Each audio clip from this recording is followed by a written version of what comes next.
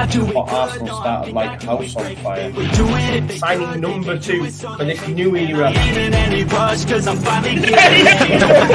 It's Judgment Day, people. Yeah! What did your boy tell you? It was never in doubt. Never in doubt. Don't believe in any luck, I believe I'm self-made, yeah. Now then, people, good evening and welcome back to the Just Joe Football Show. And it's time for your Premier League review show, coming to you Tuesday, obviously, because we had Monday Night Football. And what an eventful fixture that was. What an eventful weekend it's been in the Premier League, to be fair. It's been pretty decent. You've had Tuchel, Conte kicking off. You've had Forest's first win for how many years? I forget, but they kept repeating it. They did. Yeah, they did, man. We've had the Darwin Nunez headbutt. We'll get into all that. Yeah, it's been good. It's been good. Locks, how are you, mate? Good weekend? Yeah, I mean, for the second week in a row, it's been good apart from the football. So yeah, mate, it's I'll get over it. You know, I'm kind of used to it now. It's been a few months. We've been pretty poor. So yeah, all good, mate. All good. And Corey, yourself, other than the football, all good? Yeah, I'm feeling a little bit better. Obviously, Benidorm took me a while to get over, as you well know, but I'm fighting fit and ready to go, mate. Got a big week of football again, so yeah, I'm looking forward to it. Despite the form not being brilliant, but listen, we'll get into it later. Yeah, you'll be all right, man. West Ham will be all right, I'm sure of it. Oscar will be joining us. He's just having a few issues with with Wi-Fi or something like that. So he will join us. So don't worry, Oscar will join us. But we've got loads to get into. But before we do, as is always the case, we're going to talk about some fantasy stuff, right? I entered into those top 100 over the weekend of my mini league, not overall. Don't get it twisted, of my mini league. So I'm happy about that. I'm 99th currently. Used my wild card and it came up trumps. I put Luis Diaz in. I put Martinelli in. I put Jack Harrison in. And they all scored points. Diaz with a screamer yesterday. Harrison with an assist. Martinelli with a goal. Haaland got captained. Still better to cap. It was either him or Salah, so I still ended up good. But obviously Haaland just an assist. But Jesus fired for me as well. Cancelo, Walker. Yeah, so really good. How did you get on, boys, at the weekend? Not good, mate. Well, to be fair, I think I finished on 60. I can't remember now, 66, I think, which last season, like, I would have been happy with that. But at the minute, it seems like in the first 2 games, it seems like there's some high scorers about. So I'm struggling to get my way up the table. So, yeah, the Liverpool defence, double defence let me down again. So I'm not sure what to do with that this week. I'm sticking Ward back in goal for this weekend's fixtures. You've got Southampton, haven't you? Yeah, mate. Oh, we're leaking, mate. We're leaking. I think you might be all right. Just a little snapshot of our league. You'll notice one familiar name there, Igal. What's going on here? Of course. Captain Jesus. Let's have a look at his team. Of course he did. Oh no! Haaland. He's a traitor. He is. Look at that, though. He's done all right points-wise. Yeah. Fair play, Igal. But Borussia Atif is currently leading the mini league. Josh White, that was his team. It's decent, isn't it? Martinelli, Salah, Kane, Jesus, Kulusevski as well, Harrison. That's a very good side, actually, to be fair to him. Yeah. Well, fair play, mate. Fair play. And the Super Six as well. Super Six is currently being led by Paul Fenton. I'm currently in 31st on that one. And I just want to remind you folks as well, I don't normally do it on this show, but Football Prizes that sponsor a lot of my shows and watch-alongs and stuff. There is just 24 hours left on the Marcelo Bielsa signed and custom-framed Leeds United shirt with LED lights, right? So there's less than 100 tickets available and less than 24 hours to go. I know a few of you have already been doing it, but listen, get involved, because if they don't sell out, the draws will still go ahead. So you've got an even bigger chance of winning it. So get involved with that. The link is in the description. There is also some West Ham gear, actually, Corey. I'll show you it. I'll crack on, mate. It's only a few tickets. There you go. West Ham versus Spurs hospitality tickets. $9.95 a go. Not bad. There was a Declan Rice signed shirt last week, but it's gone. But yeah, there's some decent stuff available, folks. So if you want to get involved, please do. And here's our man Oscar now, just on time as well. How you doing, mate? All right? Yeah, good, mate. Can you hear me okay for starters? Can you hear me? Yeah, I can. Just hear me, I wondered how long I could wait it out there. I tell you what, you were about to get demonetised then. I tell you what, you were about to get demonetised then. Because I didn't spend like 10 minutes trying to reboot the internet. Apologies for that, guys. Apologies. It's all right. Don't worry. Are you okay though? Yeah, good, mate. Good. Good man. Good man. Well, we'll get straight into it, mate, and we'll start with you, seeing as though you've just come and joined us, mate. We're going to start with the Liverpool game.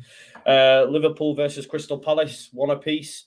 Great goal by Will Zaha, but I think the main talking point, of course, is going to be Darwin Nunez's headbutt. Not only that, but just the absolute job that Joachim Andersen did on him throughout the full 90. I think we've all seen the sort of little montage that's being put together on social media. He absolutely bodied him. And Darwin Nunez now as well, moving forward, will have a massive target on his back, Oscar. We'll talk about individual bits because obviously Diaz's goal was exceptional as well. But just what were your thoughts on that Darwin Nunez situation, Paul?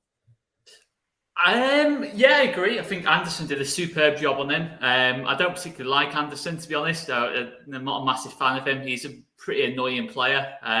Certainly from the games we played against Palace last season, I just remember him being a bit of a moaner in that kind of sense. But if you Darwin Nunez, you can't do that. I wouldn't mind. He kind of got away with one little headbutt before it actually happened. He got completely away with that. So to go in again, and great connection though, I've got to say, what a connection we've got. Dear me. But yeah, no, it's a big error of judgment off Nunez. It's a moment of madness, and I don't think, as far as I know, he's really got that in his locker in terms of in his history and that kind of sense. Obviously, Suarez at Liverpool, there was a lot of history before he even came to the club that he was a bit of a hothead. But Nunez, as far as I'm aware, someone in the chat might say different. I don't think he's ever done anything like that before. Certainly from his other games at Liverpool, I've not really seen any signs of him having that kind of Diego Costa kind of edge to him. But listen, Liverpool have got a bit of a problem now in terms of on the striker front. Firmino, I think, is out. Jota's out at the minute. So they're lacking a bit of depth in that area. So that's obviously going to hurt them a little bit. But I've got to say, I think all things considered, Liverpool, I thought were pretty good last night, to be honest. I thought they were pretty unlucky not to win the game. Even with 10 men, I thought they were the only team that looked like winning it. Palace did have a chance late on. But yeah, definitely when you drop 4 points from your first 2 games and City have gone perfect and obviously built a big goal difference as well. So I think there's already 6 clear on goal difference on Liverpool. So I think there's been some exaggeration to it in terms of the title race is over. This is it for Liverpool and all this. I was going to ask you though, bro, because I remember you saying it will just be nip and tuck, a few draws and all that. Yeah.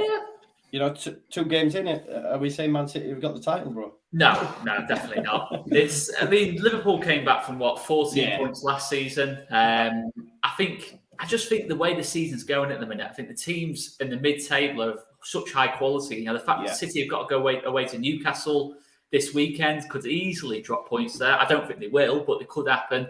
I think there's a lot of opportunities for Liverpool to get back at them. I think the fact Liverpool have got so many players missing at the minute, Thiago, obviously Jota, Firmino, I've already mentioned. Well, Nat Phillips started at centre-back. Well, that's it, isn't it? I mean, let's be honest.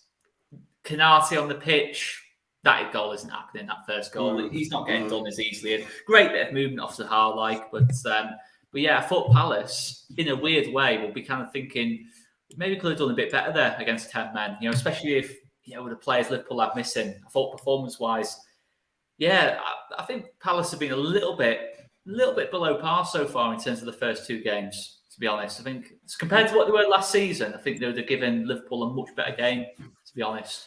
I disagree. Locks, what do you think? I think to go to Anfield and get a point is a great result. Against 10 men for half an hour and get absolutely battered and steamrolled for half an hour? Maybe. I think I'd be happy with that as a Leeds United fan if I came away from Anfield. Yeah, of course. But 11v11, there is not a chance Palace would have got anything there. What do you mean? And that's what about that in that kind of sense. I thought Palace, to be honest, were really hanging on at times. Yeah, that goes without saying they were, but I still think it's a good point. What do you reckon, Locks? Yeah, I mean, I thought they did okay against Arsenal in the first game as well. Yeah, same. We said it last week in the last show. Like they were sweating a little bit at times, Arsenal. So I think they did I love counter-attacking football. I absolutely love it. And that goal from Zaha, I think it was kind of great play. But I agree with Oscar. If they had their full strength back line, would it have happened? I'm not too sure. But yeah, I think they're doing okay. Obviously, they've lost Conor Gallagher as well, so that's a big miss. And like Oscar said, they were better last season, but I think they're doing okay because they had the poor pre-season as well, right? That Palace. So I think though, Locks, like they've played Arsenal and Liverpool. Like if they were to come up against Leeds, say for example, or I don't know, a Villa or yourselves currently, you would fancy them. I think they've done really well. Yeah, I mean both games, for large parts of the games they were dominated, but still it's not all about that. It's as we saw last night. If they can nick a goal here and there against certain teams, and they should have a decent season. So I think they'll have an all right year. But it's I think if Liverpool had their full strength team and obviously maybe 11 men for the full 90 minutes, I think Oscar's probably right. I think they'll I think they'd have been lucky to get away with the point. Corey, how good was Luis Diaz's goal, mate? It was a beauty. Mate, it was unreal, actually. Do you know, to be honest, I thought he was quite quiet in the game. Like, I think Palace's shape was kind of hurting him a little bit, and I didn't think Liverpool got as central as maybe they'd like. And it was so interesting to watch Liverpool. It was the first time I've really sat down and just seen them with Nunez in the team, but they become much more direct. And again, you see how many good passes in the team that they've got. But yeah, look, Diaz just had a moment of magic, and when Nunez did get sent off, it really seemed like he was taking the mantle and he was taking on players, and I think Liverpool needed that. It's an interesting game. It's because when we're talking about Palace not necessarily playing brilliantly, and watching their setup, I was actually surprised they went with 5 at the back. I thought Vieira might try and match them up a little bit and press them in high areas, but I thought it was actually quite intelligent getting Zaha on Phillips. He basically just followed him around, and every time Eze got on the ball, he just tried to play him behind him. And I thought, surely Vieira's not going to play like this for 90 minutes, but invariably he did. It's a big point at Anfield. I think Vieira after the game was buzzing about it, and yeah, it was just a moment of madness from Nunez. I'm sure we'll talk about it, but it's a crazy, crazy situation. He's going to get that in the Prem now. A lot of centre backs are going to start targeting him. Yeah, I thought, just on his performance overall as well, I thought he was gash. You know what? He's one of them players. He's so raw. There is a player definitely there, and he gets himself into brilliant positions. But there's a few times, particularly in the second half, where Salah's played him through, where I couldn't quite understand why he didn't take it early. Like, he tried to shape up and put it. I was thinking, this doesn't make any sense. He's just still a raw player, but because he gets in those positions and he's got that burst of pace and he times the run really well, he'll always get chances. But I agree with you. I think, again, he needs to be a bit more polished. But on another day, we're sitting here saying he scored 2 or 3 goals, and then the narrative's different. Andy Carroll 2.0, man. I mean, look at the touch. I think it's just he's finishing. His finishing was gash yesterday. Yeah, he had like 2 or 3 chances and like genuinely. Yeah, but at the end of the day, he scored in his first 2 games before. Like, you can't say he's a bad finisher on one night. I know what you mean. On one night, he had a shocker. He's not a finished article, that's for sure. No, he's nowhere near the finished article. He's nowhere near. But Haaland missed a sitter against Liverpool. It happens. It's the way it is. He's not Haaland level. I don't think he is Haaland level. But I think in terms of what Liverpool maybe kind of need, a bit more physicality up top, I think he is going to be a big hit for them. I mean, that touch from the Harvey Elliott pass over the top, obviously the finish, he snatched at it a bit, but he has got something about him for me. I think Diaz, Salah are more eye-catching, no question about that. They're going to get you off your seat a lot more than what Nunez will, but I still think he's going to be a bit of a machine for them as the season goes on, to be honest. What do you think though now? Like, for him to do what he did, like, Klopp would have been fuming. Like, Klopp was on the touchline saying, like, get off, wasn't he? Because Milner had gone over and, like, he went. But I just see it as, like, if you watch that compilation, your man Anderson's just absolutely schooled him. Every single little altercation they've had, he's given him a little nudge, a little push. And you know what? I think he was right going over and getting in his face because he tried to headbutt him before he actually headbutted him. And he left. This is the coolness of that Anderson for me. I think people are saying he overplayed it or whatever. I believe he's received death threats and that. I've seen that on Twitter. That's insane, man. Like, for him, when he tried to headbutt him in the first place, had the wherewithal to know, right, let me deal with this play first of all. The ball comes over, and then he went, you know, you're out of order. And because he'd had such a poor game, snatch at all these different shots. Basically, Anderson had just schooled him for me. He's just lost his head and gone off you know what I mean? But all that's going to now do is mean he's just going to be targeted every single game now. Every single game. When he's got 3 games off, yeah. When he comes back, Klopp will probably punish him a little bit, I think, and won't bring him straight back into the side, and it'll be off the bench and that. But then when he comes on, he's just going to get absolutely targeted. I don't think it will happen again under Klopp. I don't know. No? I think no. I'm not sure. Obviously, as Oscar said, I don't think there's he's got a history of this, has he? Like, no. You never know. The first red card for what do you call it? Is it violent play or whatever under Klopp's tenure? I think. Yeah, I just don't think it will happen. Yeah, I think Klopp will sort him out. He looked absolutely fuming, especially obviously when he was taking time to come off the pitch. But I don't know. Do they have VAR in the Portuguese league? Did he think about, because you can't do anything. You can't even, you know what I mean? You can't do anything now. You know, you'll get sent off. So yeah, it was a masterclass from Anderson. It was an absolute shithouse masterclass. So. Yeah, but I don't think. I think Klopp will sort him out. I think he's at the right age as well for kind of to be kind of, like you said, polished off, and I think he'll learn from it. I think you've got to add as well, Palace's centre backs, Anderson and Gahey, that is one of the best centre back pairings outside the top 6. I don't think if you go for, like, say, I don't know, most clubs outside that top 6, I don't think we'll have been able to do that good a job. Not just on Nunez, but on Salah. I thought that cut side of the pitch. Gahey covers really well. So I do think that's a part of it as well. The fact we went to a back 5 as well, I don't see that as being the case so much, unless he lost his head again. Listen, if he does it again straight away where he's losing his head, then you can target him. But I think under Klopp, as Locks has kind of said, I just can't see it. I can't see that happening again. He might have to change his style a little bit, be a little bit less confrontational, but I can't see that happening again, to be honest. Do you think Liverpool need to be worried, Corey? No, I don't think so. I think it's way too early for that. It was a good performance that side. I know they've had injuries, and obviously it's been well documented with Klopp after the game. But to be honest, I think Harvey Elliott had a good game. It probably went under the radar a little bit because of the result, but they do have obviously enough quality, and I think they will get that momentum back. It's frustrating. You could maybe take the first game as a one-off. The second game, I think if Nunez stays on, there is a lot of pressure, and perhaps they win it. So, I wouldn't worry about it. But I do take the point that clearly, because of the way that the Prem's been for the last couple of seasons, 4 points, you kind of always look at it and think, do you really want to give City that gap now? But I think they can easily make that up. And listen, it's no guarantee City aren't going to drop points. We know that can happen across the season. So yeah, it'll be a lot tighter. And I didn't look at Liverpool and think they were particularly poor either. I think if it was a poor performance, then I would have said, okay, maybe there may be something in it. But I think they'll be fine.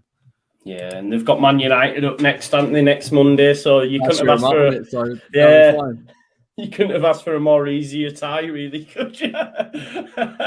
We'll talk about that on Thursday or Friday, whenever it does land. But let's talk about the London derby, Chelsea 2, Spurs 2.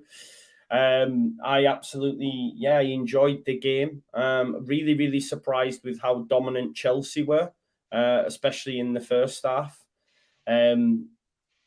Obviously, the stuff with Conte and Tuchel, and that was gold as well. Like, I can't lie. We were talking to Matt, actually, in the group chat as well. I was genuinely surprised that he didn't think that the Cucurella one was a red card. Like, I don't understand how it's not for me. Like, Oscar's disagreeing, and we'll go to Oscar next. No, I'm disagreeing with Matt. Oh, right, yeah. What's he on about? He's pulled his hair. He's exactly, off the ball as well. It's a clear red card. It's just... I know. Yeah. I did like Romero standing up, Reece James, so I don't know if you saw that on the when I went to 2-2. Straight up in his face. I like that. Just went, that. That's not very Tottenham like that. No, it was good. It's so true, though. But how do you look at it, Oscar, then? Is it an excellent point for Spurs, obviously, given their record there? Or did they deserve anything from the game, considering how, I guess you could say, decisions went against Chelsea? Yeah, I think obviously that Cucurella one's definitely gone against them, but I think on the equaliser, I think it's been maybe there's a debate about it being offside and all that lot, and obviously a foul before it, but I don't think it's the biggest injustice of the season that Tuchel is trying to make it out to be, and it's probably what's kicked off a lot of the problems between Conte and Tuchel is just Tuchel moaning and whinging about it. And to be honest, Tuchel's quite an underestimated moaner for me. I think he does a lot of moaning than what people say, in terms of obviously Klopp's obviously top of the list, but I mean, Tuchel's up there. On him and his moans, bloody. But no one's competing with Klopp at the minute. Let's be honest, dearie me. He was moaning before the game yesterday. I don't know if anyone knows. Yeah, I've seen his interview. Yeah. Oh man. Jeez. But I think two big takeaways is that Chelsea were a lot better than what I was expecting. They looked really fluid. The midfield looked good. Mount, Sterling, Havertz combined really well. They just couldn't put the ball in the back of the net. They should have been 2 or 3 up at half time, really. And really, if you look at it, they've only ahead at half time because of Koulibaly's unbelievable finish on the corner. It's not very sustainable in that sense. They definitely need more goals in the team. But for Tottenham, the other takeaway is that there's absolutely no chance any Tottenham team prior to Conte is getting a draw in that game, having been dominated that much in the game, in terms of having the mentality to stay in the game and stay in the fight, really. But you have to say, Chelsea defended both goals really poorly. I think Koulibaly, as good as the finish was for the first goal, the second goal that Kane scores, I don't know what he's doing. He's just basically just let Thiago Silva deal with about 3 different players. So it's shocking defending from Chelsea. But yeah, I think ultimately you've seen from both teams why I don't think they'll be in the title race. I think that Chelsea lacking the goal scorer, Tottenham, there's still little bits and pieces to improve there for me. But Tottenham probably the more likely out the two. But I still just feel it's going to be City and Liverpool. I don't really see either of them two getting involved. I just ultimately think they're not complete enough yet for me. Unless Chelsea did a bit of business on the striker, I still think they're a little bit off. Yeah. Corey, what do you... Because obviously all the talk pre-match was Tottenham, we're going to see... Does it sort of make you realise just how far everyone else is off Liverpool and City? Because there's been a lot made of Tottenham, and I know Chelsea were really good, so... No, I mean, if anything, I mean, that's quite well documented. And even if Spurs could get third place, I never really felt that in terms of a level of performance, it would be near Liverpool or City. But I think it just made me think about Chelsea a little bit. And listen, the goals that they conceded were poor and probably a bit uncharacteristic. But I actually think it shows you that they still got a top class manager. I think the way that they were overloading the midfield and Mount was getting involved, and he has done that to Conte previously, was impressive. I thought Reece James was fantastic, by the way. I thought 1v1 defensively. Like every time I watch Reece James, I genuinely forget how well-rounded he is. And Havertz had basically a tap-in. Like, let's be perfectly honest, and he should score. And it still highlights the issues of not having players that are clinical in front of goal. But yeah, you are right to a degree. I think when you start looking at those two teams and you think perhaps those are the two teams that compete for third, and then you look at Liverpool and City, then yeah, there is another gear to go. But it'd be interesting. I know Tottenham's business is done, but I think Chelsea have still got a little bit to do. And Aubameyang, I think, is there? Aubameyang? I'm intrigued. Like this season, I am intrigued to see what Tuchel will do with a number 9 and in what form. Does he persist with Havertz? Is this kind of like false 9 and this fluid front 3, or does he change it? Like, I think that's a question that he really needs to answer. But I suppose it did kind of show me, listen, Tuchel's still got a bit about him, and of course Chelsea do as well. And that Koulibaly finish was a joke. I couldn't believe how good it. Defending was massively suspect for Chelsea and Spurs from set pieces. Don't get me wrong, but some of the finishes in there were class. Aubameyang would be good for Chelsea. I think the fact he's worked with Tuchel before, and I just think Chelsea just need that poacher in the box. I'm not saying Aubameyang's a complete well-rounded. They haven't got enough goals for me from Havertz, Sterling, and Mount, have they? I don't think. No, they need someone who's just purely going to have that a little bit of selfishness about them in front of goal. Who's not going to, I think Mount, Sterling, I don't know, I just don't see him getting more than 10, 15 goals. Aubameyang, listen, it's a risk because it could go the other way. I'm basing it on what he's done in the Barcelona shirt for 6 months, and he was absolutely immense at Barcelona. But before that, you have to look at his last 18 months at Arsenal. So it's a risk. But for me, it's a risk worth taking to Chelsea. What have they got to lose, really? Yeah. If it goes wrong, he's not going to cost a big fee, maybe quite a bit in wages, but it's not a Lukaku kind of risk. He's worked with Tuchel before, and you might just get him the goals to, get him in a title race. Yeah, I swear I've seen somewhere as well that Ronaldo still might be an option for Chelsea. I swear Todd Bowley might want that, but I don't know.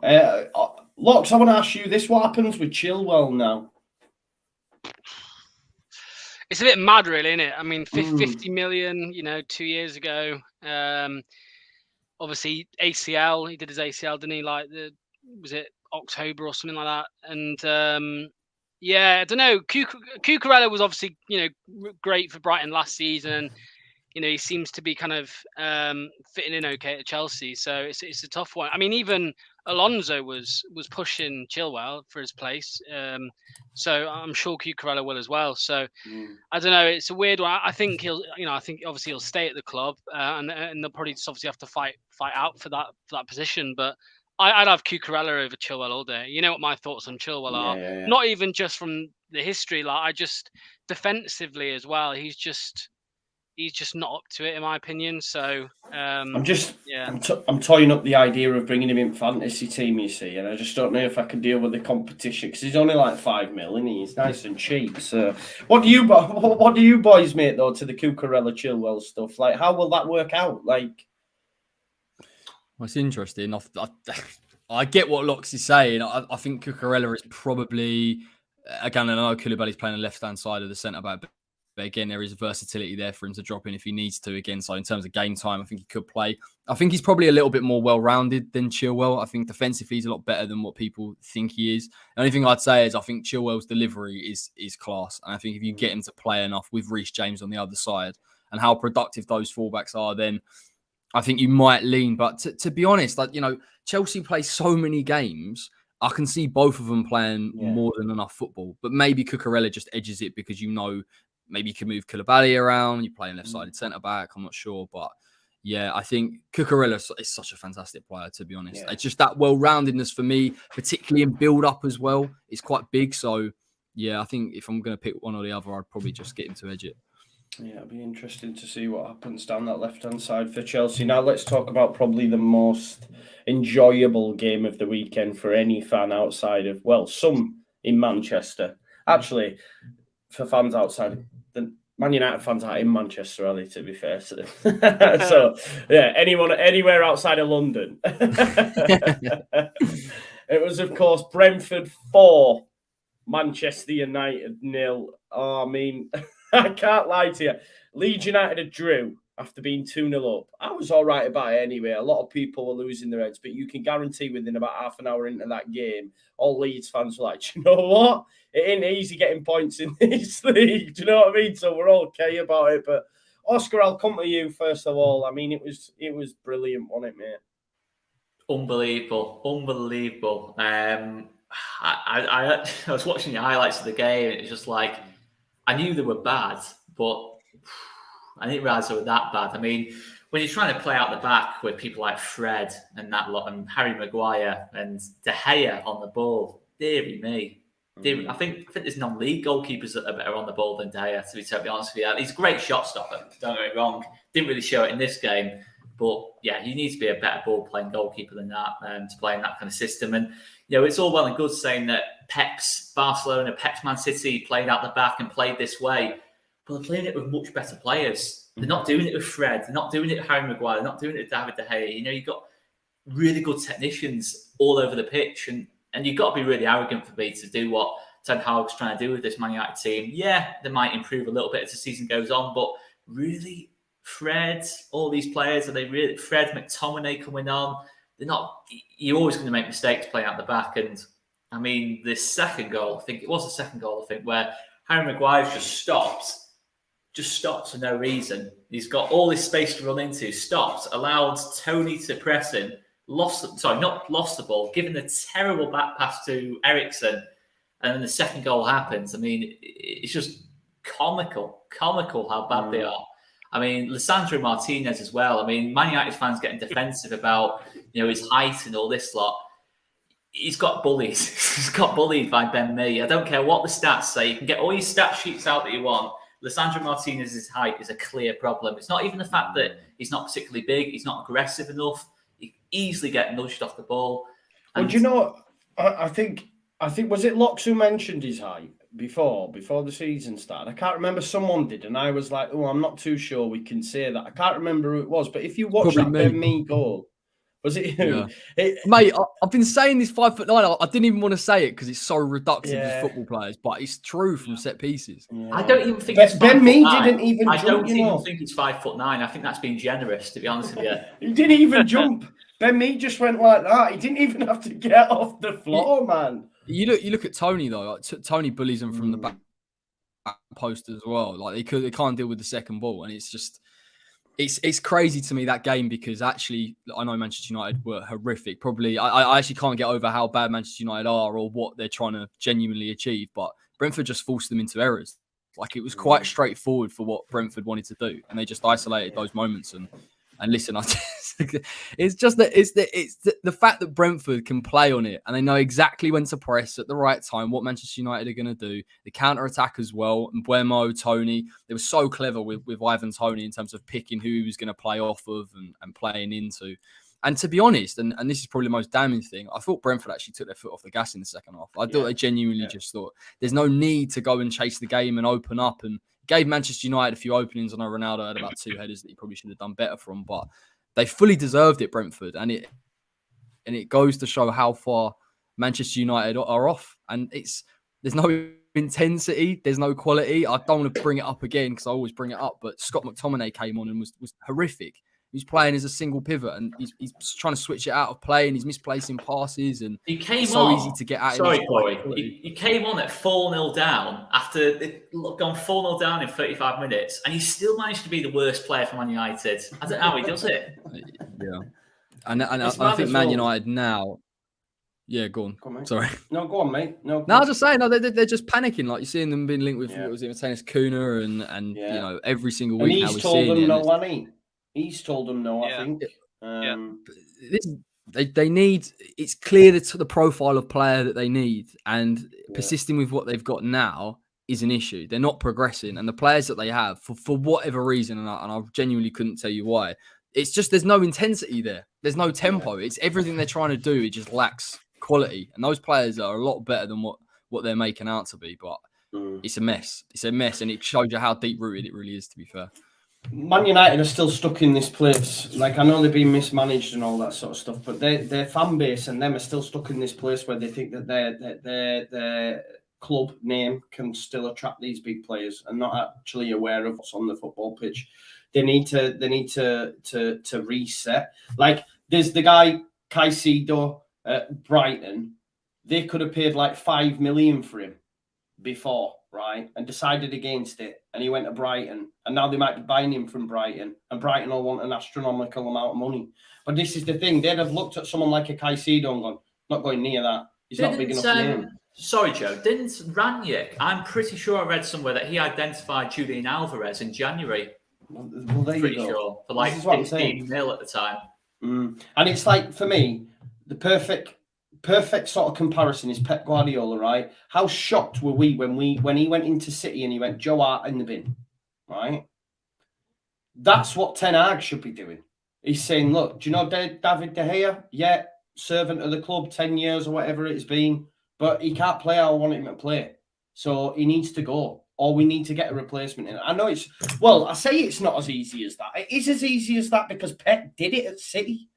Do you know what I mean? Pep did it at City. Dean Henderson was a better fit for them than, and he proved, I think, even shot-stopping wise, I'd debate. Dean Henderson's a better goalkeeper for me than David De Gea. So he didn't really have any excuse for me, Ten Hag, in that kind of sense. And then Rabiot, I think, wanting astronomical wages, and Man United are refusing to pay him his wages. There's been a lot made about his mum. I don't know the situation, but she's his agent, and she's a bit of a tyrant by all accounts. But Fabrizio Romano was saying earlier on that they can't come to an agreement on wages, so that's not going to happen. Cunha said no. This chat of Casemiro, I think, maybe, but that's been binned off as well. No way, Casemiro. He's going to leave the European champions. This is what I mean, though. This is what I'm saying about Man United. They're off the tits. They're off the tits. I know they should have gone. I don't know. They should have put money down for Declan Rice, for example. There's no guarantee he'll go there, but I'm just looking at players that it's a step up for. Like, a lot of these players from across Europe will see Man United now as a step down. Do you see what I'm saying? It's a step down the Yeah. gash. Ten Hag's Ajax team was stronger than what this Man United team is. I'll say that on my chest. You go through that starting 11 they had last season or the season before that. It was beat this Man United team hands down. Absolutely hands down. It beats it. And I genuinely think might come back to bite me this. I genuinely think there'll be an element of Ten Hag thinking now. Certainly now, even a couple of weeks ago, he might have been thinking it. I've made a mistake here. Yeah, I should have waited for Pep to leave Man City or another job to come up. I genuinely think he could ruin his whole career now by going to Man United.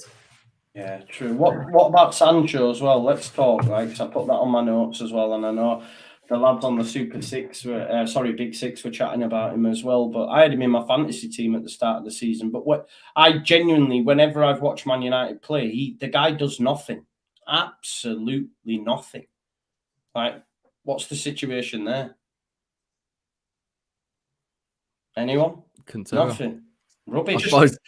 I suppose Ten Hag's probably trying to think exactly the same thing, mate. After the transfer saga as well. Like it went on. Exactly. This is what I'm saying.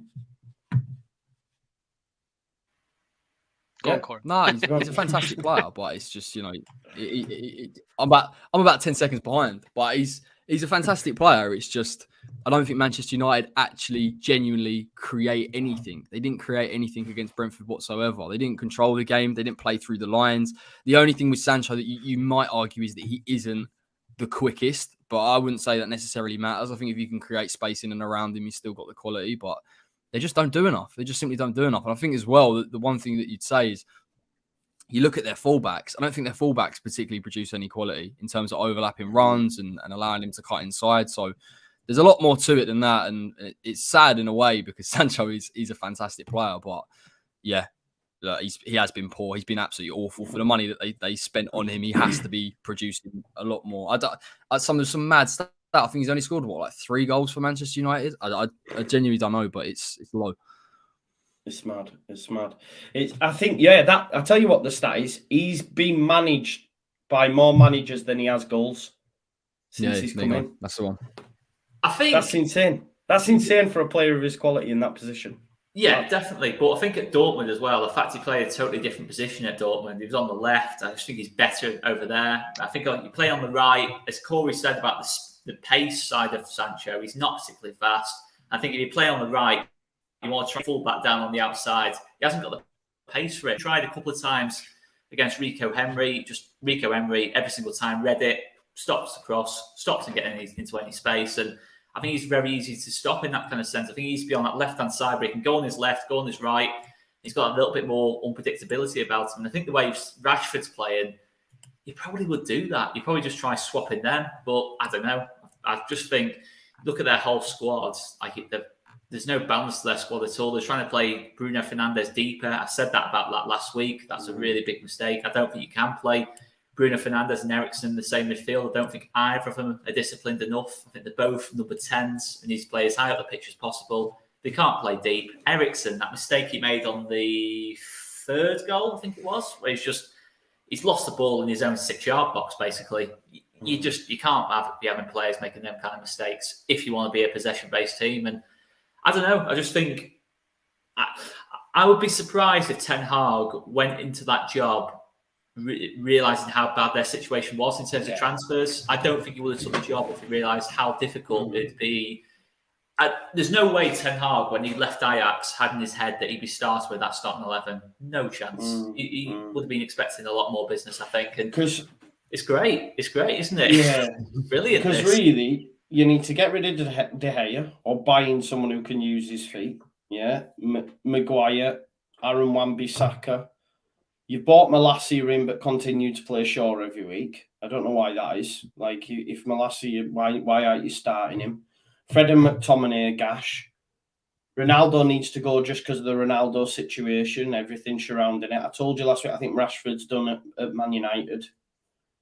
Is Martial going to be the man? I don't understand it, me. And then there's talk of Martial to PSG. And the mad thing is, Man United will end up giving him a new bloody contract.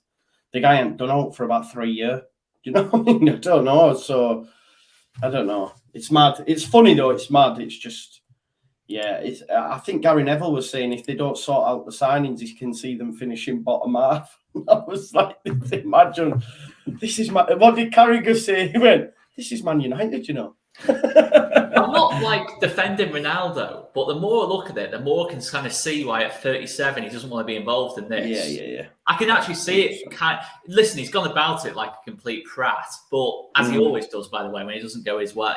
But you can kind of see why he's thinking at his stage of his career. Does he really want to finish his career playing for a team that's probably not even going to make Europe at this rate?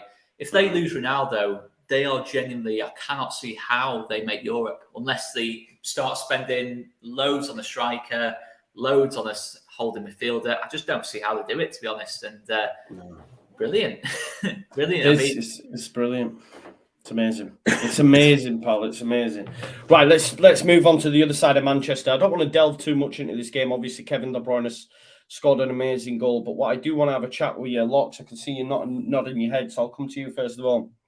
Straight away after the City game, Haaland gets an assist. Obviously, he draws a blank in front of goal. But there's all this talk that he's had 7 touches and look how much grief Lukaku got and all. But it's not comparable, is it, mate? City won the game 4-0 and he got an assist. Do you know what I mean? They should have had a goal if Foden wouldn't have been greedy. Yeah, I mean, let's be honest. Man City didn't. I don't think they needed Haaland. You know what I mean? They didn't need exactly. Haaland. They didn't depend on him. So, and they're not going to really depend on him. You know, many times really throughout the season. So, I think you can't compare him to Lukaku at all. Yeah, if they're comparing him to Lukaku, last year at Chelsea, I'm guessing that's the comparison that's being made. But yeah, it's you win 4-0. I don't care if he had no touches, no assists, no contribution at all. They've won the game 4-0. So I don't really understand it, to be honest with you. He'll score 20 goals this year. Yeah. No one's going to look back and go, well, he blanked against Bournemouth. Like it's irrelevant, really. They won 4-0. So agreed, mate. Agreed. Bournemouth. We've all played We've all played footy, haven't we? Let's be honest. I'm not saying we played at a top level. I've played at the level of Haaland. Have you ever heard anyone on a football pitch, 5-a-side, ever say to whoever's playing up front, how many touches did you have today? It's like, but we overcomplicate things massively. I just, in terms of... No, but we did grief Lukaku for it, though. But I think... Yeah, but he wasn't scoring goals. He was offering no threat at all. Game. Yeah, exactly, yeah. Haaland had 7... What, was it 7? As low as 7? 7, I think so. But decisive touches, it doesn't matter as long as with decisive touches, he created problems. He, took Bournemouth players out of the game in terms of what he did. Yeah, it's not an issue. Like Haaland wasn't having dozens of touches at Dortmund. He was just putting the ball in the back of the net. And at the end of the day, a striker, unless it's a false 9, I don't really see what the fuss is about it. This is what we're going to get the Oscar out with, because we've brought the Premier League has brought in Darwin Nunez, has brought in Haaland, and they're the 2 bigwigs. Whenever there's any drop off whatsoever, because of the social media world that we live in, like I said about the Darwin Nunez 2.0 after last night, and then Haaland missed the sitter in the Community Shield and he was dead, and he scored, and it's just going to be like that all the time. But at the end of the day, you want someone who's a number 9, an out-and-out number 9. You don't really want him having loads of touches. You want him in the box. So when KDB gets a yard of space, he knows exactly where Haaland's going to be. He's not going to be right next to him trying to get a touch of the ball. You want him in the box so he's got something to aim for. I really don't think, if you ask Kevin De Bruyne and Phil Foden and that lot, are they even bothered what Haaland's stats are in terms of touches? They just want him in one place in between in the 6-yard box. I might sound like Graham Souness now. But this is one of the examples where I think, you know what? All these so-called experts in that lot, on Twitter and all this lot, no. Haaland has been a superb signing so far for City. And in the Champions League, I think Locks has kind of alluded to, I don't think City will need him that badly in the league. But in the Champions League semi-final, when City needs to get past that final hurdle, he is the man you want in that team. It doesn't matter how few touches he has, he will come alive when he gets that one chance in the game. And that's what you want at the end of the day. Yeah, definitely. Villa beat Everton in the first meeting between Lampard and Gerrard. Obviously, Everton in a bit of trouble. 0 points now. Onana came on, made an error, but then also made a goal as well. He looked pretty lively. But the main chat at the minute, Corey, is about Anthony Gordon. Are you surprised that a club of Chelsea's stature are wanting to go so big on Gordon. I just think he dives around a lot. He's clear as a player. I mean, if Everton were to lose him, they're in an even worse situation than they are now. No, they're not even really in a situation, to be honest, where they can lose him. I know 40 million is a lot of money for Anthony Gordon, but even that being said, even if they sold him, I mean, recruitment-wise, you've got to get it pretty spot on. I know they've had some decent signings come in, but that is a big ask, and particularly up front where Everton are lacking at the minute with no Dominic Calvert-Lewin. On the point of Chelsea, it's a little bit strange, to be honest. I know we've spoken about Chelsea's approach. Generally, it feels like a little bit scattergun. He's not a bad player, and there's definitely a player that could develop there. But I look in terms of wide areas. If Pulisic is fit, they won't give Callum Hudson-Odoi a chance, really. And I appreciate he's been massively inconsistent, so perhaps I'm being unfair. But they've just brought Sterling in. For me, in terms of wide positions, they have more than enough. So it is a bit of a strange move. It's not completely off the table, but to be honest, I think Everton will just turn it down irrespective, even if it does seem a lot of money. Yeah, I think I agree with you as well. They can't afford to lose any more players, really. Let's talk about Arsenal City. Arsenal Leicester City, sorry. Obviously, you were saying like 4-0. I think it was 4. I said 4-1. I said 4-1. Well, you weren't too far away, to be fair. I thought you were going a bit wild, but give us your thoughts on the game. Obviously, you'll watched it intently, and just talk to us about how good Gabby Jesus was. Yeah, well, they're just better than us. They're just better at football than Leicester. And we were saying before the show, Joe. Obviously, Jesus. I can't believe that there were some people out there like doubting him. The numbers that he did get for City in limited games as well. I thought it was a banker really that he was going to go and score goals and impress for Arsenal. So, yeah, great goal. That first goal was, what a finish. Some Leicester fans saying, "Oh, if Schmeichel was there." Not other than that, it was a worldie of a finish. So, yeah. And then Martinelli as well. He's been in by FPL since before the season, and I think he's going to have a good year. And they just look like a really good side. They've got. I said this last week with Egal. They are still fragile at the back. We scored 2 against them, which I thought maybe 1, but we ended up getting 2, and I thought we did okay really attacking them. That's what surprised me this year, because 4 goals so far, 4 goals in 2 games. I know we've only got a point from them, but I don't know. Obviously, Saliba scored an own goal after Egal convincing me. It's better than Fofana. Straight away, that's all that came into my head. So yeah, they are still a little bit frail, I suppose, at the back. I'm sure they'll get better, but yeah, they're just so much better than last year. Already, they look like that they're definitely going to finish in the top 4. I think they will. So yeah, not a great performance, but it was just, there's a mentality issue. I said this last week because obviously I was saying about Rodgers' substitution against Brentford. Did that kill us in that game? And I also said, like, is it still this seems to be a big problem with the players' mentality? And I think, I don't know, it must be the case, because we went up, we scored a goal, and then literally I think it was like 90 seconds later or something like that, 92 seconds later, they scored again. Arsenal scored. And then our second goal, which was Maddison, great finish. 60 seconds later, Arsenal score again. So we just kept getting pegged back. So there is definitely something, seriously wrong at the club, I think. Just on keeping with Leicester for a second, like, what are your aspirations for the season? What now? Yeah, now currently. Because it doesn't look like you're doing any business, does it, mate?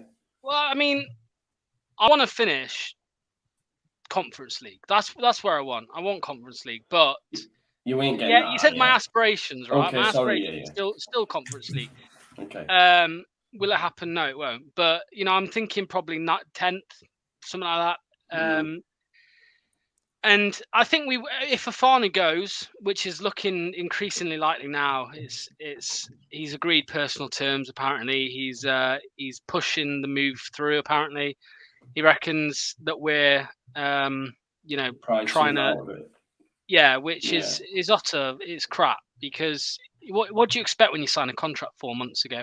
It's disappointing because he's been a fan favourite since he joined, and even like a couple months ago, he was on social media praising us and saying he loves the club and how we supported him through his injury and stuff like that, and it's just feels like he's had the first smell of a big club, and he's going about it the wrong way. It's facts. Like I give Maguire stick, right, but he didn't do anything wrong. He went about it the right way, to be fair to him. Whereas, Fafana is starting to look a little bit like Mahrez, where Mahrez went on strike because we were kind of trying to get a bigger price for him. So, yeah, it's disappointing how it's ending, really, because there's not long left in the window. I think we just need to get it done, because if we wait now until kind of the last few days of the window, we are in big trouble, because we ain't gonna have enough time to bring. I don't even know who we can bring in now, because Levi Colwell was one of the ones that we were looking at. Obviously, he's gone now, right, to Brighton. Is he on loan? Yeah. Well, look who's on the bench for Liverpool yesterday, Locks. Joe Gomez.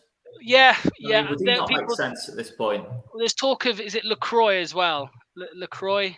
French. Yeah. There's talk of him as well. But I said a couple of weeks ago, like, Fafana would be the easier one to replace between him and Maddison. But I just don't know who we will replace Fafana. I don't understand it. And Rodgers can't really pick between Daniel Amati and Soyuncu, and it's just, it's not looking good, mate. To be honest with you, I think if the club, and it does seem like Fafana is definitely going. We need to sort it out now, like in the next couple of days, get it done, and then we just need to go out in the market and look. The worry if you don't beat Southampton at home at the weekend after Leeds played them, and I knew we drew with them, but they're gash, mate. They're gash. So if you don't beat them, then something's seriously wrong. Well, talking to Southampton, the worry is here with the. I've said this before, and it seems like a joke. It seems like I'm chatting rubbish, but Rodgers has got this weird obsession with Southampton players, mate. I ain't even messing here. Like, he wants Bednarek now. Like he's open. He has openly said that he is a big fan of Bednarek, and also El Yunusi as well. It's just weird, mate. I don't know what it is, mate. But I'm a big fan of them two players when we're playing Southampton, to be honest. I was going to say. I saw a tweet earlier. It's like, happy days. We get 80 million for Fafana, but we'll chuck 30 at Bednarek. It honestly is. Wow. And Vestergaard and Bertrand, they were both Rodgers signed. They weren't. John Rudkin is the director. They weren't his signings. They were Brendan Rodgers signings, and he gets. And I agree with that comment. I thought Vestergaard was very good at Saints, though. I thought it was a good move. He just doesn't suit us. He didn't. Yeah, fair. And it's hindsight, isn't it? Because he could have come and he could have played Storm. But it's just lay it down with the Southampton players for now, please. Like, it's just, It's following that Liverpool model of a few years back, mate. That's what he's thinking, isn't it? It's weird, mate. It's weird. But Jason said that we can't afford to lose for fun. It looks like it's the only way we can bring players in, to be fair. So, I hope in a couple of months' time.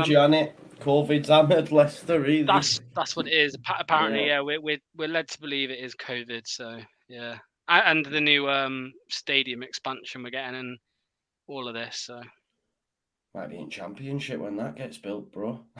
Isn't it mad though? We talk about Leicester. They do actually have some really good players. Like, and I don't know what it is, and Locks will probably know more than me. But I just every time I watch them, and this particularly Arsenal, and this set piece issue, it just seems to me to be the same mistakes week in, week out in terms of conceding goals. Like, going forward, I think Leicester are fantastic, and they've got some great players. And when Vardy's fit, they've definitely got an outlet there. But I just can't understand it. It just feels like, I know, I couldn't believe Locks last season talking about Brendan Rodgers and saying, look, he needs to go. I was like, he's won an FA Cup. They've done brilliantly. But it does seem something's really off.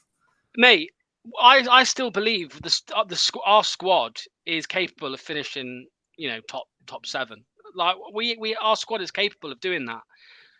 And, throughout pre-season, Rodgers was, in every interview he did about us not bringing players in, it was always, I support the board, they've supported me, I'm supporting the board, I'm focusing on the players that I've got at hand here. And the last 2 weeks, mate, it seems like he's backtracked. It seems like he's because he's moaning, and this is honestly something that Rodgers, to be fair to him, he's never done. He's never gone out there and moaned, but he has been, the last couple of weeks. And in the first game against Brentford, he didn't make any substitutions, and some people suggested that might be him making a point to the board, like that the players on the bench aren't good enough. I need more players. So I don't know what's going on. He just seems to be losing. I don't know. I don't know if he's not given up, but giving up. I'm not too sure. I still believe he'll be gone by November. Whether he'll be sacked. I don't think he'll resign. He'll be sacked. I just think with Leicester at the minute, I'm not going to go into what's the reason for Leicester not spending money, but I do think Leicester improve more by spending money than they do by sacking Rodgers, if that makes sense. I think this idea of they're not investing because they don't like Rodgers or they're not totally convinced in Rodgers is baffling, to be honest. Leicester literally, obviously Harvey Barnes is out. I don't think you got any other natural wingers, so you can only play really one system. There's three at the back, which I don't think suits Leicester anyway. I don't know. I think the bigger problem is the lack of rotation in the squad, the lack of refreshing the squad.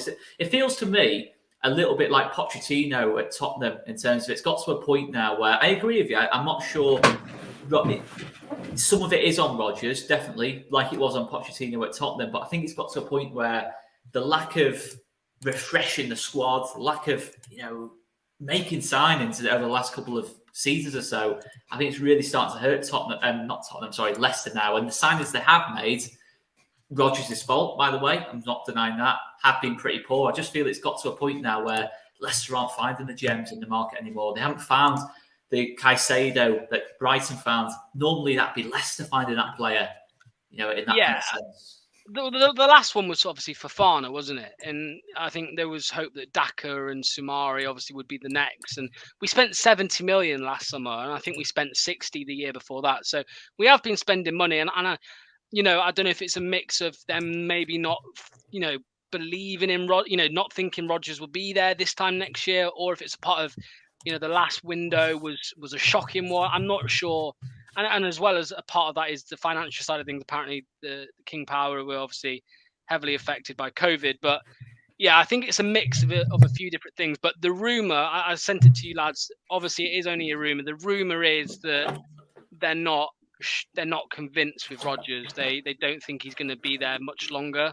And obviously, as you can imagine, Rodgers isn't happy with that because he wants to be back so that he can improve the squad. But yeah, again, I think he'll be gone by November. I'm convinced he'll be gone by. I'm surprised he's still in now. But yeah, Leicester wasted the season then. I think that's just mad. If I was a Leicester fan, I'd be fuming at that. To be honest, I already think it's a write-off for the season. Just sack Rodgers if that's the case. I don't know. I still think if Leicester did make proper recruitment, did bring in a winger, did bring in the players they need, maybe take some of the power away from Rodgers by all means. If he's not happy with it, bin him off then. But I don't know. I think it's been a pretty poorly managed situation at Leicester, that for me. On the outside looking in, I think it's not surprising at all that Leicester have only took 1 point from these first two games. And it's a shame because, as Corey says, the talent is there. I mean, Maddison, Barnes, Vardy, I think it's a really good front line to have, you know what I mean? And obviously Tielemans in midfield, if he's at it, there's good players in that Leicester team. Yep. I'm not quite sure I agree they're top seven, though. I think the squad we've got can compete for top seven. Yeah, 100%. I think they could push. Who have we lost though? Like since we finished fifth, we've lost Schmeichel. No, but I'm thinking about how the league's improved now. You know what I mean? I think Newcastle, West Ham seem more well-rounded to me in terms of just squad depth. I don't know about Newcastle. No, in the forward areas. I wouldn't say. don't. Not in the forward areas, definitely not. But if the thing is, it's tough. I look where Leicester are at now. I don't see them competing for Conference League. I think they're probably more 9th, 10th, and if they're unfortunate, maybe even 11th. But if you actually look at their squad, and I know Locks brings us up quite a bit, but if you actually look at the squad, some of their players, I'll be going, I take him, I definitely take him. Even in West Ham, and we're competing for Conference League, so I kind of think that. That's why I find it all a bit odd that it's gone a little bit stagnant. And if you could get it going again, there's enough quality there to compete. And it's mad. The drop-off's crazy. Albeit, listen, Leicester only finished 4 points behind us last season. We had a great season and they had a really poor one. So, I don't know what the situation is. But if Rodgers goes, I imagine maybe a Potter comes in. Who knows? Oh, That's who we want. That's who we want. We'll probably end up with Frank Lampard. So. I'd sack Rodgers now if I knew I was getting Graham Potter. Do you know what I mean? I'd be like, well, they're Brendan, going to get Graham Potter now. No, Maybe last summer when they Yeah. finished 9th and still had, I don't know, just think if you're getting to November and the bottom half of the table, well off Brighton, I don't see they're getting Potter. I think they've took a really poor decision there for me. If that's what they're going to do, I think they've made a really poor bit of judgment there. They won't get Potter, and who are they going to get after that? Because we said this last year as well. They're not scared of sacking, man. Like they sat Ranieri, less than 12 months after he won the Premier League, and Nigel Pearson as well. Nigel Pearson as well after the Great Escape, and they are savage. They can be kind of really savage on that front. So that's why it really wouldn't surprise me if it does happen. But don't get me wrong, I would much rather Brendan Rodgers stay in charge, us spend loads of money, and we're up there competing again for top 4 somehow, in a couple of years. But I just can't see it happening, and I think the players might need a new voice. So, yeah. Definitely. Yeah, definitely. Right, let's talk on Arsenal, Corey. I mean, Gabby Arsenal? Jesus. Yeah. Yeah, go on. No, Gabby Jesus could have had about 2 hat-tricks by the end of it. I thought he was brilliant. Mate, he's a fantastic player. I said this after the Palace game. And I know a lot of people have, don't get me wrong, but I remember when they were linked with him and I just thought he will change the way that they want to play off the ball and on the ball. And actually on the ball, I think he's been so impressive. It's just, like you see for the goal, he's playing wide. Arteta's clearly given him the freedom to play in that, and he's obviously thriving off of it. I think he gets serious goals and assists this season, to be honest. And I've been really impressed with Arsenal. I was watching them on the highlights on Sky Sports on the Saturday, and actually, some of their play, their controlling possession. I've criticised them before for being a little bit maybe tepid and the tempo not quite being there, but it does feel to me like they've gone up a gear. I think Zinchenko as well has been a brilliant signing. Yeah. The way he's coming in from left back and he can control in midfield as well. And again, I just think Arsenal look really good. And I know they conceded 2 goals and they'll be disappointed. And I know people have spoken about Ramsdale, could he have done better? But the reality is, I think Arsenal are looking in a really, really good place. And Jesus is so much more than just the 9. He gives more to their midfield. He gives more to the wide areas. So, yeah, look, I mean, and the fact he got how many points on fantasy football again? Like 19? Something like that, yeah. And I didn't captain him. Yeah, see? Do you have Nunez, bro? I do, I know, Saliba. Don't worry about it. I've had a shocker. I've had an absolute shocker. Bang out. Locks was telling us he's Liverpool, mate. Triple captain Nunez. Nah, mate, I'll go with a bold front 3 of Haaland, Nunez, and Jesus, and I hope that if they all bag, I'll be all right. But Son's going to get in the bin. He's got to sort himself out, and it's early doors. Yeah, it's still early, isn't it? Oh, man, I'm doing all right, me. I'm doing all right. I'm making moves. But Oscar, what are these Arsenal fans going to do now? Surely they're running out of. Because all I think of when I think of Arteta is all those that can't stand him, right? One guy in particular, right? I don't need a name, but they're going to have to get on board because the man's doing a good job. I don't know if you've caught the all or nothing yet, but all it does for me is just, I would run through brick walls for Mikel Arteta.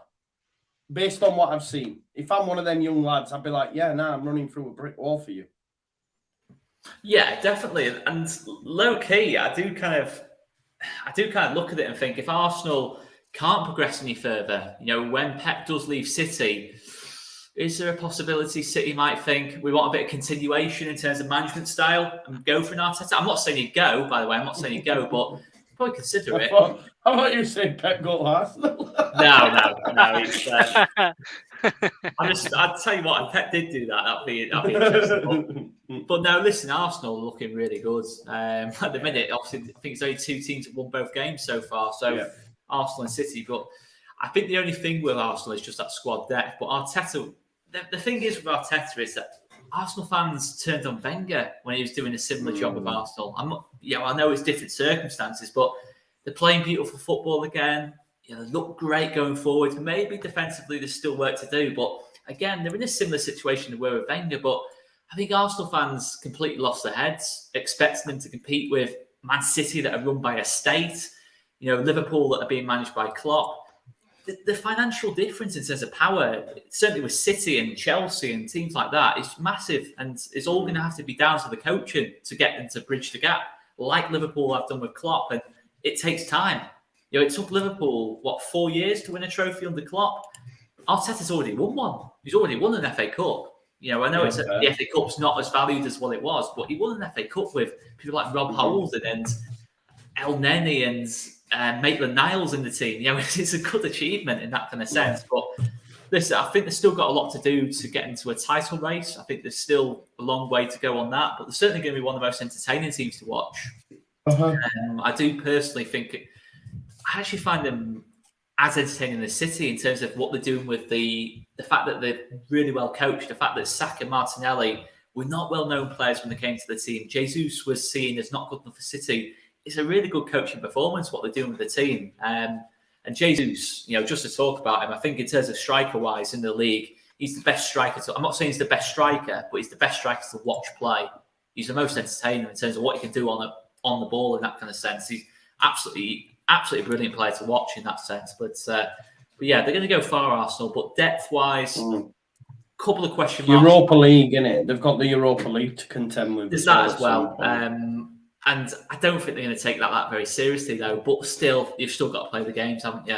But I can definitely see Arsenal getting top three. I do think, in terms of performances so far, in terms of how they play, I do think they're a better footballing side than Tottenham. But yeah, it's still a long way to go. I want to see Arsenal in the big games against your Liverpools, against your Tottenhams, against your Man Cities. Can they perform in those games? Because ultimately, they were beating Leicester last season. They beat Palace last season. It's in the games against the top six where they really messed up. And that's where you're ultimately going to see how far this Arsenal team can go. But with Saliba at the back, a little bit more experience going forward in Jesus, I do think they're going to fare better and will have a chance of winning a trophy as well this season. Yeah, and they do look really good. Another game was Brighton versus Newcastle. That was 0-0. That was an absolute bore fest, which moves us on to Corey's Hammers.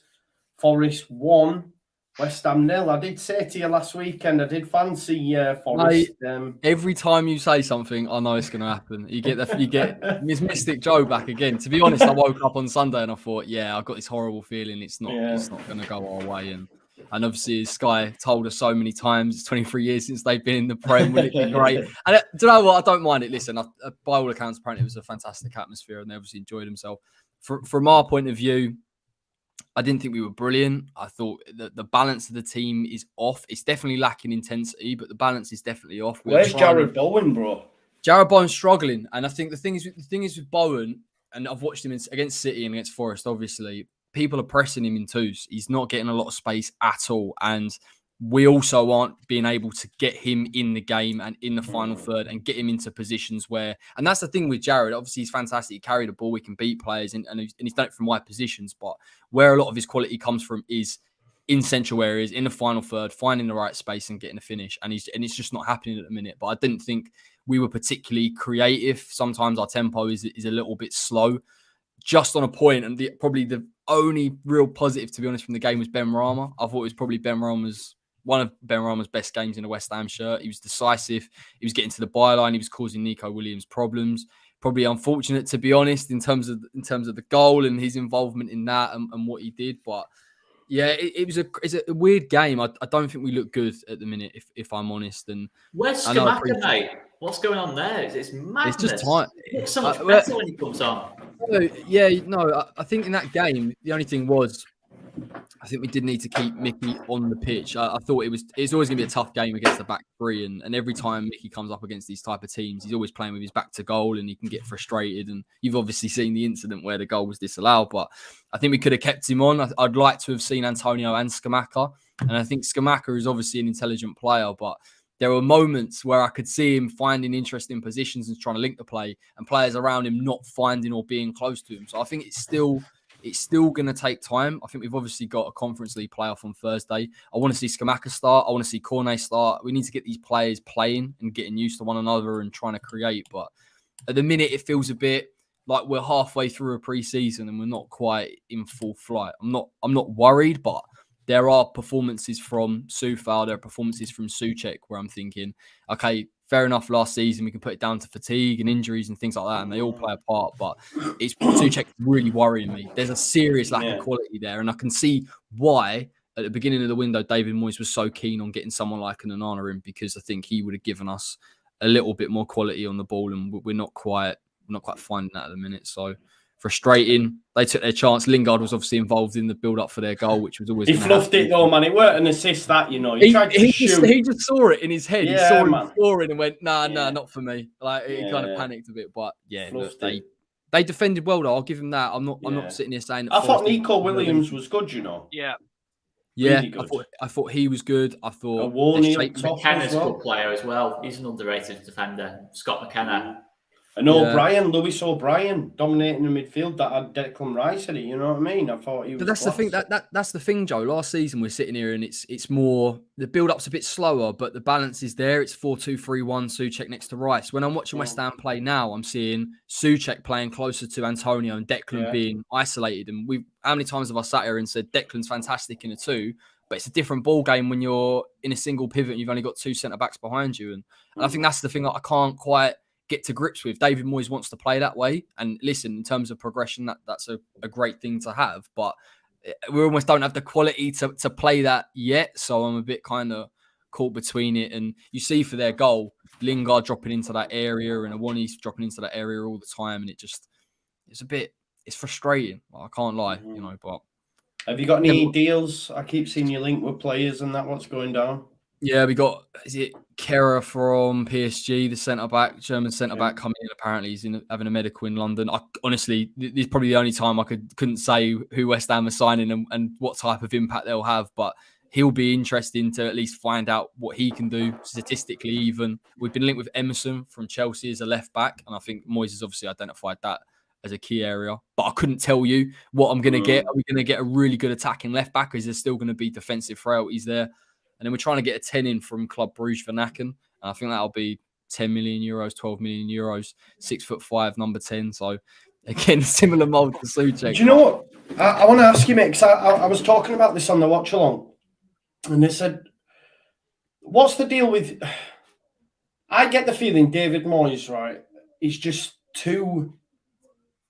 too loyal to a certain set of players and doesn't even give opportunities to these players that get brought in.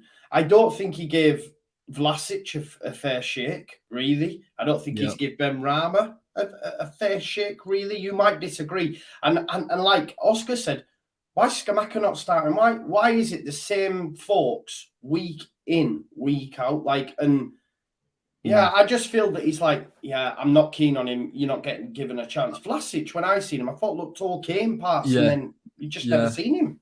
No, you're right. I mean, you talk about Vlasic. I mean, Scamacca, time will tell. I think it's his player. I think we spent enough money on him. I don't think David Moyes doesn't commit to centre forwards and spends that much money if he's not going to play him. So I'm not too worried about that. I'm not worried about Cornet either. But on the Vlasic point, that apparently was never his signing. And Moyes, I personally believe I would have kept Vlasic unless you could have got a number 10 ready-made to come in, because I think that he has got the physicality and he has got the ability to play as a 10 in the league. But again, I think you are right in that when Moyes doesn't fancy you, he really doesn't fancy you, and he can't get you into the side. Ben Rama is such an interesting example, because even though he got 17 goal contributions last year, he is massively inconsistent and it frustrates the life out of Moyes.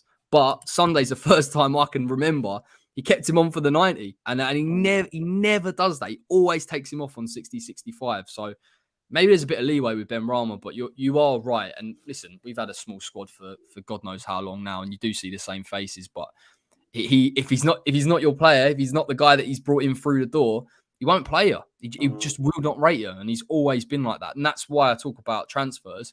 As long as he wants them and he's comfortable in getting them, bring him in, because there's no point in spending 20, 25 mil on a player that you're never going to play just for the sake of it. So that's why it's big, mate. That's why it's big. That's why we need to get players through the door that, again, he likes, and we'll find out shortly whether he likes Emerson and the like. Otherwise, it's going to be a long one, I think. I've said Leeds United should go for Emerson. I think just make it happen. We need a left back, don't we? Look, I think. Do you think West Ham will be all right? They'll be all right, won't they, mate? Yeah, look, I'm not worried. Look, I've seen West Ham be poor for God knows how many years. I'm not worried just because all of a sudden we've started to slow down a bit. It'll take time. Like I say, I think pre-season hasn't been brilliant. We weren't really as sharp as I would like us to be, and we've got a lot of games in a short period of time. But who's to say you get a couple of new signings in, you refresh the players, and again, you're playing so often that these players start to get sharper. But I'm not worried about your Bowen and.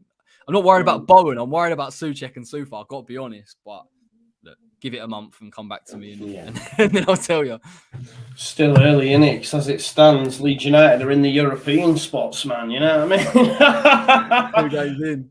We the king dogs on this show now, boys. We're the big wigs. Oscar threw away a 2-0 lead, mate. What were you weekend against Southampton? I thought Southampton were gash. I can't lie.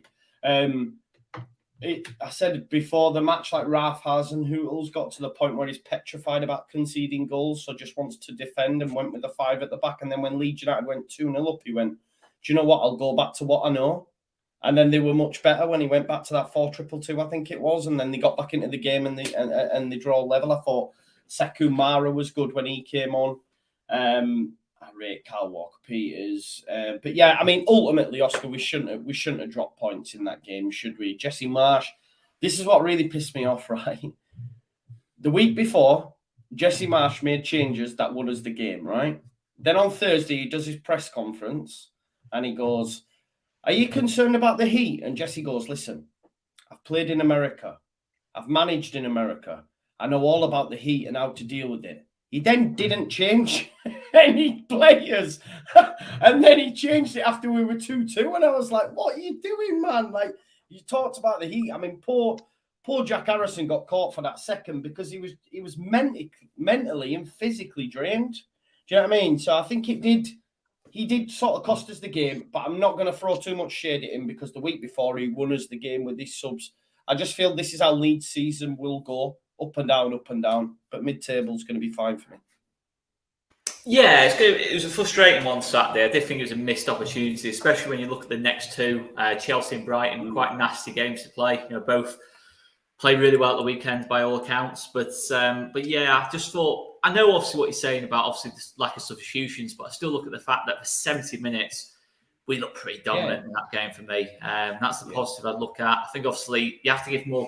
For me, I look at what Hasenhüttl did. He made some good changes, rolled the dice at the end of the day. But yeah, I think obviously Jack Harrison, it was interesting. We seemed to go to like a back 5 late on to try and kind of seal the game. It felt like Jack Harrison was playing a lot deeper late on, more as a wing back. Pascal went inside a little bit for sort of 10 minutes or so, and it just didn't work ultimately. But you have to say the week before, we changed system, changed shape to a midfield 3, and it got us back into the game. So it's the nature of it, really. I think it's for any manager. Sometimes your changes you make will win your games. Sometimes they'll cost you games. And I'm not convinced, had we made the change earlier, it would have still won the game. I still think, Southampton, the momentum was there.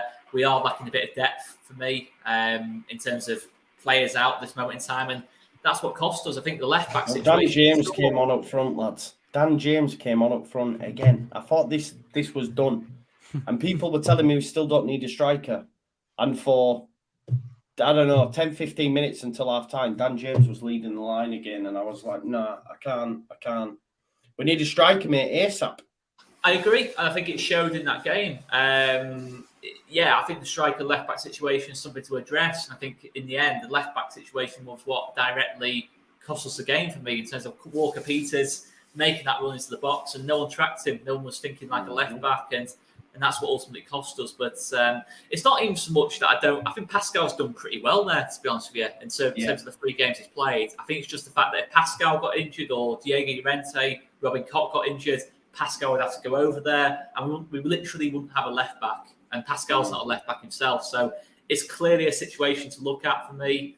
The striker one is as well. But ultimately, again, 4 points from the first 2 and they definitely took at the start of the season. Yeah. I think it's a solid start for us. And we're going to have frustrating weeks this season. I'm not really that surprised. As soon as it went to 2-1, I did have a bad feeling about it. I don't think we're suited to closing out leads. I think we're a team that has to fight fire with fire constantly in games, constantly stay on the attack. And that's part of the reason why I don't think we I don't think going more defensive would have solved anything in the game. You know, as we put click on earlier, I think we just have to fight fire with fire in every game. And certainly against Chelsea, I think we just got to go for it in that game and hope that we're more clinical than them on the day. Just on like the Pascal Strout thing, I think he's got the most successful tackles in the Premier League thus far, something along those lines. But again, I mean, it's just coming a lot down his side. He's going to make tackles. Do you know what I mean? He's doing well there. But like, I worry going into Chelsea without a recognised left back, what Reece James is going to do down that side. We'll get tortured. You get tortured, I think. We need a left back. We definitely need a striker. Been talking about, you know, if we, because the frustrating thing for me is, mate, the narrative is, well, Rodrigo's got 3. He's Spain's number 9, all this BS.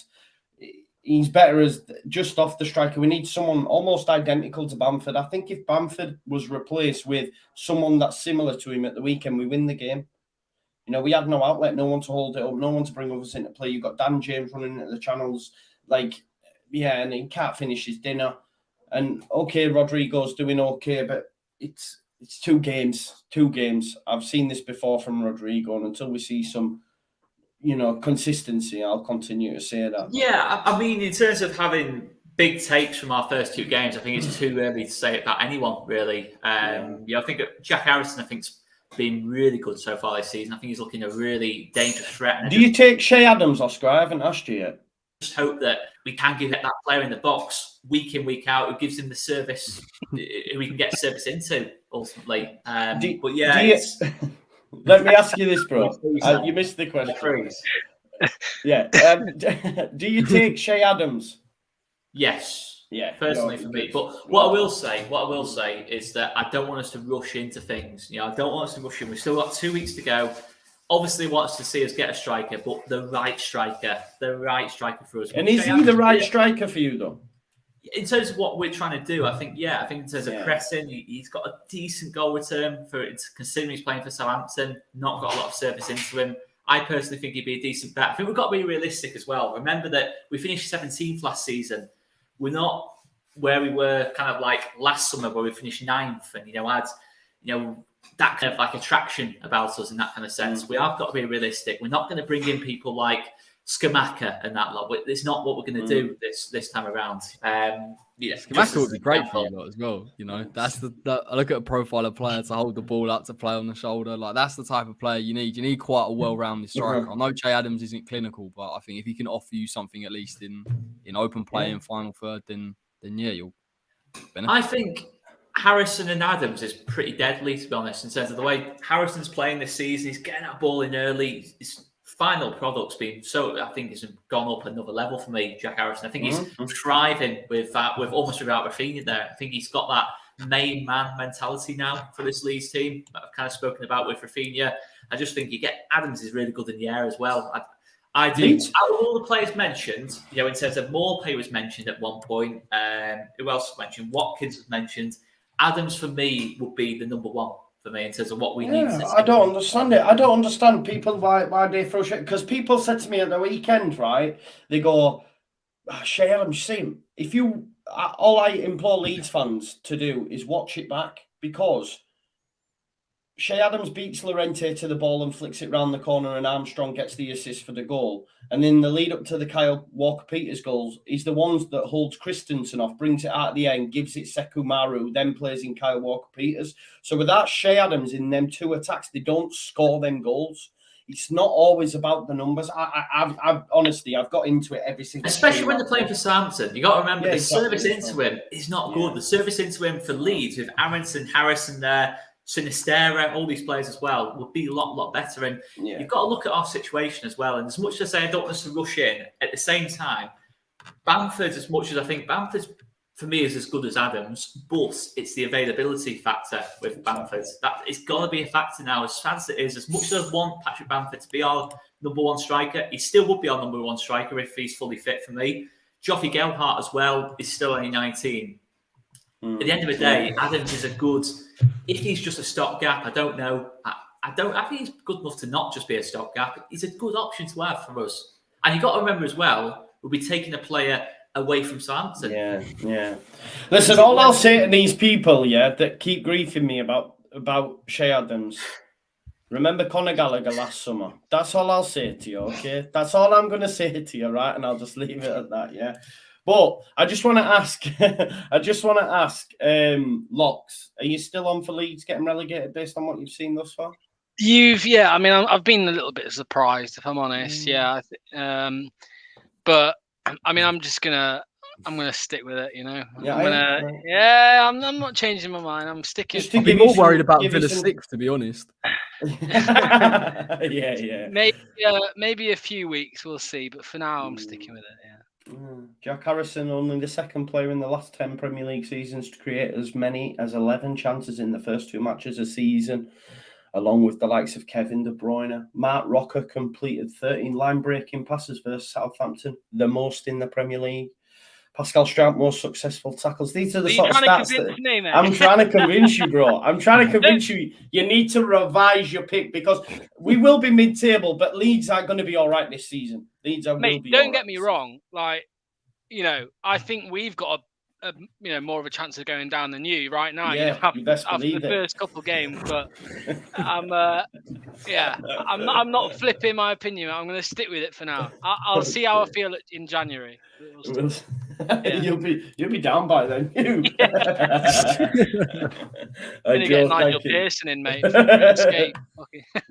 Do it, man. Yeah, you're talking about Graham Potter, and it is just going to be Nigel Pearson on a 6-month deal. Or Solskjaer. Yeah, Rude Hollett, mate. Rude Hollett. Wolves 0, Fulham 0, and that's all we need to discuss about on that thing. Mitrovic missed a penalty. I can't lie to you, right? As I'm doing the games on Saturday and Sunday, I've seen Mitrovic miss a pen, Saliba get an own goal, and all I could think about was all these people that took Jesus out for Mitrovic and put Saliba in and all that on Fantasy League. I was like, get in, because loads of that went down. Thanks, boys, always for giving up your time to come on this show. Thanks to everyone that has watched. Please do go over to Corey's channel.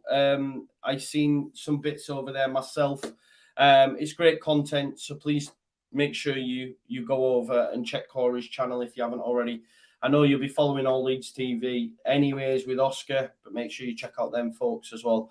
And Locks doesn't do any bits, but follow him on Twitter. That's where he needs to make his WhatsApp messages public. They are brilliant. Brilliant. Only us 3 and Matt get to see them, but honestly, you're missing out. Yeah. Unbelievable. Yeah, you massively are. But we'll see you back on towards the end. He would be demonetized if definitely. Yeah, to be fair. Do you know my friend actually, Locks, right? My good friend who I got the games with, Sean. He messaged me after our Prem predictions one, and he went, "There was a little bit of needle between you and Locks tonight, weren't there?" And I was like, "Oh, nah." I said, "I'm just winding him up because I've seen him having meltdowns in the WhatsApp." Then the next morning, right, there was a video of you going like, "It's a lovely day," or whatever it was, and I just forwarded it him, and I went, "See, he's losing his mind, man." I can't remember what that was. I can't remember what song it was. The best was that Leicester Brentford game, and Dewsbury Hall. What a player! What a team this is! And literally 20 minutes later, we've got to say this is it for Rodgers now. It was brilliant with loads of expletives from him. It was more than that, actually. It was a lot more than that. Yeah, the Brendan Rodgers comments. But as I didn't see it as they came in, I seen it as one full body of text. So I seen like, what a team, and then straight away, it was brilliant. The best actually was Locks and Matt arguing about Cucurella, and that was just brightened up my Sunday. That I love it. I didn't get involved. I'm watching that thinking, this is class. This. I saw Joe left a comment about it, like, "Come on, Matt," and I'm like, "Go on, Joe, come on." Yeah. It definitely was red. Like, I don't know how he was trying to defend it. Locks had receipts, though, didn't he? Locks had receipts. It was brilliant. I've always got receipts, mate. Always. I loved it. Right, listen, we best go. Thanks to these lads. Make sure you follow them on their respective channels and social medias, and we'll see you back here next week. I'm back tomorrow night with the midweek fix with Lewis and the gang, so I'll see you then. Enjoy your evening, folks. What's left of it anyway. Peace out.